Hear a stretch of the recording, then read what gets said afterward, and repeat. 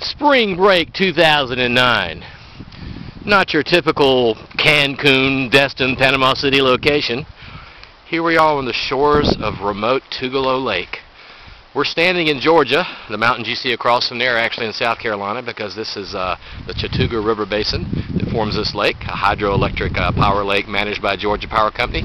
We're camped on the Georgia side. We had the park on the South Carolina side, and as you can see, a little camp set up there. There's our tents. And the other wilderness camper here, Adam Bostic, my son-in-law.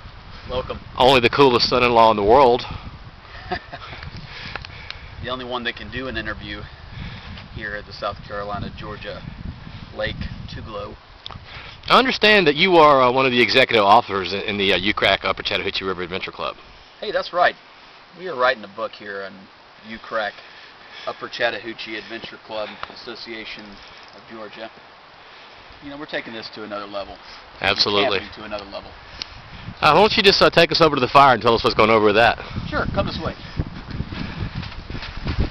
Here we've got a fire in this region. It's scalding my eyeballs as we're talking. It's real hot.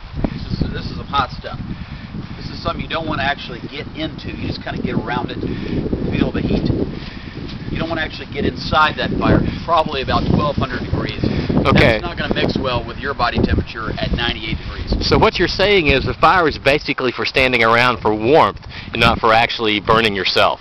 Yeah, not for actually, you don't want to get inside the fire. You want to get kind of inside the fire's mind. But to see if you get this close, it's actually going to set you on fire. See that? Something we don't want. Not a good thing. Good distance away. Now, this stuff that's burning, what is that? This is going to be called, this is something you're going to find prominent in Georgia, maybe even in the world. This is a tree. This is something that grows with roots in the ground. Chop it up, only the dead ones that we find. And we lay them accordingly, and then do a carbon, it's kind of like a combustion chemical, you know, of sulfur. It actually ignites this area right in here. Now, Adam, just for the sake of our listening audience, I mean, I'm familiar with trees, but they're probably asking, okay, we see trees all around us here, so what's the difference between those trees, like on those mountains, and the ones you have there in the fire? I mean, those don't look like the same thing. This is not the same thing. This is actually what's going to happen after the tree is dead and gone. Now, is it still kind of laying around here? As you see behind me, these are the type of trees that you want to burn. Okay. That's the difference. See that? Now, are they still called trees when you put them on the fire? I'm not sure. We're going to have to research that. Okay, so like when we're going to go gather some stuff for burning, do we say, hey, let's go get some trees, or is there some other term? You know, I'm not sure.